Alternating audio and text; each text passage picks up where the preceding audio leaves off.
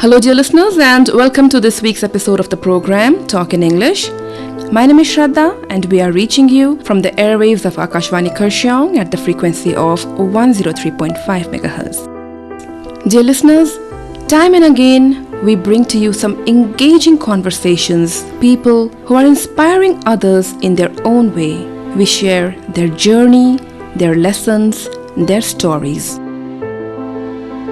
From misty hills of Kurseong to the city lights of Mumbai, some journeys are not just about distance, but they are about dreams. And today on our show, we have with us a multi-talented artist who proves that creativity knows no pin code. Mrinal Singh, popularly known as Mrinal, is an artist with many dimensions: acting, modeling, fashion, painting. He explores himself through his work, which he describes to be evolving and honest. We see him in popular TV commercials. He walks the runway for top-notch fashion designers with elegance and grace and confidence. He has appeared in feature films as well, and he expresses himself through his paintings. Mrinal Singh is an artist who speaks many languages of art.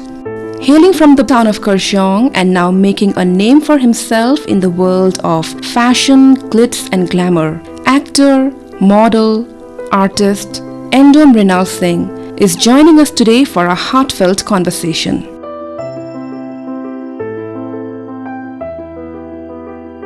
So welcome to the studio, Endo. How are you doing today? Thank you. Thanks for having me here. It's a great pleasure to have you on the show. So going through your artistic work, you are a person of many talents. And it looks like art is something that you have imbibed from a very young age. How did your childhood shape your artistic vision? I'm still exploring a lot of crafts, but how my childhood influenced my artistic journey would be constantly being engaged with dance performance. I wanted to be a dancer when I was young. People like Michael Jackson, Prince, these two people really inspired me, and their fluidity and freedom of expression. It was more about exploring the craft through in itself. And Kurseong, Darjeeling is very music friendly. We have a lot of talents in hills as well. So these things also really influenced and shaped me how I grew up deep down. So from dance to modeling, how did that jump happen? I never wanted to be boxed in one thing. So when I wanted to explore fashion, it was not like I want to become a model. Even when I was dancing, it was not because I want to become a dancer. I just wanted to dance. And dance was something that came very natural to me. We started developing our own costume for the stage. Also, like while I was dancing, it also gave me a sense of how to dress up, and I started exploring fashion and fashion houses. So in 2017, I was called by a leading modeling management company in India. That was a big shock for me because my height is 5.6 inches, 168 centimeters tall. There is no male models throughout India, throughout worldwide modeling management placement companies that was getting models of that height. And they were really interested to meet me first. This is back in 2017. I was in school that time.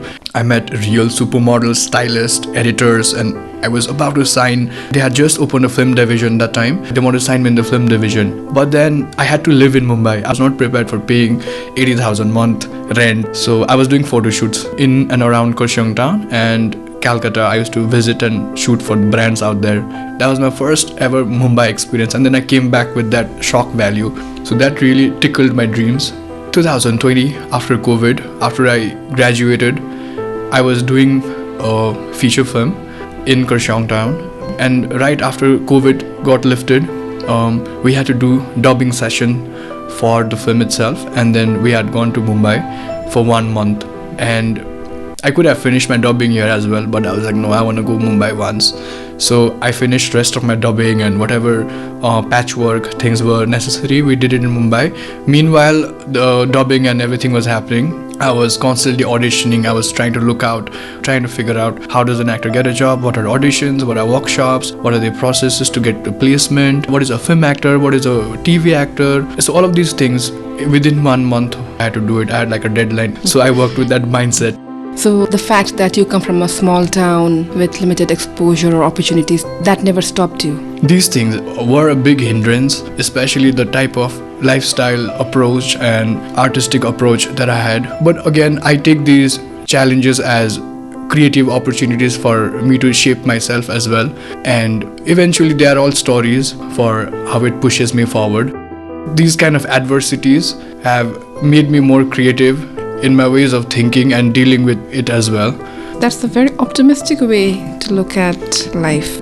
In this optimism, there is some kind of art actually. I believe art is just an expression for who we are deep down, and these are small channels and pockets that we touch in our lifetime, and I have been lucky and blessed that I could even do these things. So it's me just meddling around with it, to be honest, like deep down with all of these art forms. Otherwise, they are just practices, they are just ways of being. Only in this minute times true art really comes out again. So it gave me a sense of purpose, it gave me a sense to live, it gave me a sense to even pursue this craft longer and look at it with an optimistic view, like you said, because even my work gives that beauty back to me. It's not just that I'm putting the beauty in it, so it instills so much of hope and this sense of fearlessness. Very interesting to hear somebody so young speak like that. When did you realize that art for you is more than just a hobby or just an outlet? That is something I still struggle with, because even I don't know where to draw a line with what is art and what is profession again. Profession, yes, if somebody is hiring me to paint something for them, that would be my profession for them at that time. But overall, it's very difficult for me to draw a line, because these talents are just something that I'm gifted with. These are not something that I cultivated. Where do I want to take this gift? Whom do I want to use this gift with? Or what will I make out of it? That was like a very big decision-making thing which I had to do. So I think it happened while I was doing Broken Wings. It also gave in my mind some sort of legitimacy as to what I'm doing can be fruitful. If these people are trusting me with such a big project, then there must be some value to it. And this value should not be just wasted like that. I should not be a wasted potential. It can be given so much of nutrition. Then when I went to Mumbai, then I saw other artists and true professionals. Some are doing big work, some are not even doing any big work, but still they're at it mentally. They still have that authenticity, they have clarity, they have vision, they have direction. Then I realized all of this is just stories. Truth is to live truly and with what you believe. There is no right way or wrong way of doing it, or be like a yardstick to any kind of success artistically. True artistic success is being true, so I have to do it truly. I can't pretend. So Endo, you describe your work as violently personal and experimental. That's a very interesting choice of words. So please tell us more about your violently personal and experimental works. The commercial works that I get to do in Mumbai, I'm really thankful and grateful. That also allows me to buy time to do my violently experimental works. These experimental works are mostly visual pieces that I've developed. I'm also creating dreamscapes and worlds and characters with things and references in my life.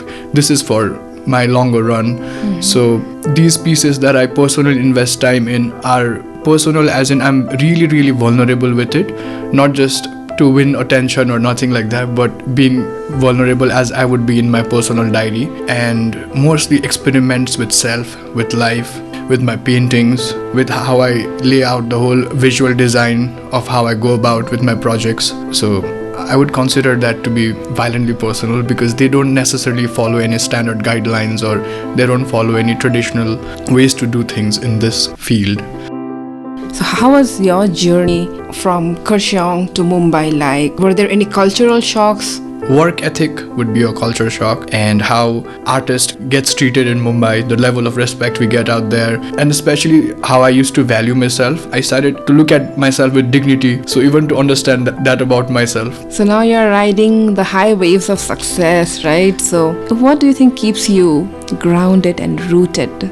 Because I know deep down that all of this is just a story, because what is real is just our breath. And this is just a story that I'm telling myself every day. Oh, I met this person, I worked here, and now this movie has become this, my billboard is all over India. This is just a story that we tell ourselves. Likewise, it could have been opposite of this. Oh, I'm not getting any work in Mumbai. Again, that could also have been a story. That could also be true tomorrow. So I don't want to believe in neither. I just want to have fun with it. What can I do with all of this is my choice. So I don't take it too seriously also. Obviously, I have fun with it. I rejoice the times. So talking about your feature film, I did watch the movie and your role in that was very impressive. the way you portrayed the character. What really caught my attention was your expressions. They have a mix of innocence and aggression. What was your experience like working in such a big production, working in a full feature film? I was preparing for Broken Wings for a year actually. I auditioned for the movie. The director of the movie spotted my poster in Kurseong town when he was scouting for the lead boy, and he asked me to audition, and that's how I got the role. And since then he had been feeding me bits and snippets of how the script might be, what my role might be. It was more of like a preparation that was happening silently. This character Endo that I play in the movie is very naive. It is based in 1990s. We wanted to show amalgamation of how Kurseong youth thinks. They have a lot of angst, they have a lot of rebelness, they have a lot of air as well. It still places not to show themselves up fully, confidently. So in that emotional space, I personally drew a little bit reference from Nepali musicians from 90s. So I studied all of that, and I wanted to bring a balance to the character. Also, I tried to embody all of that, how vulnerable, how coy and shy and cramped up that person is. But when he gets a little bit of light from Priya, the love angle that happens, his whole personality, his whole light only changes. So all of that I wanted to embody and show it. But again, I had never acted in front of people, or I had never done it before. An engaging discussion with dancer, model, actor and painter and artist Endo Mrinal Singh is what we have on today's show. And now we continue with this interesting conversation with artist Endo Mrinal Singh. So fashion, showbiz and glamour world, these are very attractive and appealing to youngsters. But what people don't see is how much hard work and discipline goes behind the scenes for a successful career in the glamour world. So can you break some myths for us about success in the fashion world? If we are aspiring to be a model, then we should be aware that we have a shelf life. That shelf life could be extended as well, depends on how we take forward our lifestyle. But 16 to 27 is the prime time when we work. It could be fashion brands, it could be beauty brands, hair brands, any kind of marketing things you can place yourselves in. We should actually look for opportunities like that. There are so much of potentially good people that just get misdirected. True modeling goal should be to be placed in good placements. You should be getting the best of the best, and deep down whatever I'm trying to do is also like have this sense of authentic Nepali identity to get recognized by brands. Maybe I would consider that as a model's best thing to happen. Again, if you want to venture fashion as designers, we need a lot of capital that we should be really aware of. It's not like you will go to a big city or you will start selling out numbers and you will become ultra rich all of a sudden. It's never like that. And modeling is a cutthroat business. Anybody could be taking your job tomorrow. Your face is the most prime high value thing. Where it goes, who it talks to, where it's been seen. I have had projects where I have replaced other people last minute, a day prior, because their face was seen in some brand campaigns. They had posted some objectionable things on their social media. They were out of the shoot last moment. It could be their dream job actually to work with this top-notch fashion designers, fashion houses, ateliers, couture events. There are some fashion shows are very life-changing for these models as well. Did you ever feel the need to change yourself to fit in? I would rather do the opposite. If somebody told me to do one thing, I would do the opposite actually. Like for me as well, when I got signed with my first modeling agency in 2021 and I debuted my first fashion show in Delhi, 2022 I debuted, and there were 32 models with me in that panel. 12 of them were international and I was the only one from Darjeeling doing it. There was no men who looked like me, of my height, of my stature, of my body type. There was none. I was the only one out there like that. Yes, I didn't fit in with anyone. I was like an anomaly, but suddenly it somehow became like a niche. Designers saw it as aspirational. They saw it as brave. Like a guy with my height, they would never have confidence to even sign that paper. But I went there and I have done almost 21 national and international level fashion shows, and in few of them I have been showrunner, the first one to start the show and sometimes to end the show as well. So it's like a very prestigious moment, like when you get to start the show and somebody who ends the show. So I was given that opportunities as well by very renowned designers who I had never thought that I would be signed by them. So at times it feels surreal to even look back and think like that happened actually. So yeah, these things give me push to not change myself. You have also been dabbling in some theatre How is that working out for you? One theater maker spotted my work somewhere, and it really went with the project that they were going with, and that's how they wanted me to get on board. And it was a big shift for me because I was doing fashion back to back, and these models are flying from Milan, some models are flying from London, and the type of conversations that we have, it had been a huge gap for me that I had ever performed live on stage, because most of the things I started doing were ads, movies, doing theater. This is very raw, it's intimate, people are watching you live, and for 2 hours you are on stage, there's no cut, and 730 people, shows packed. 4 shows we did in Mumbai, we went house full back to back.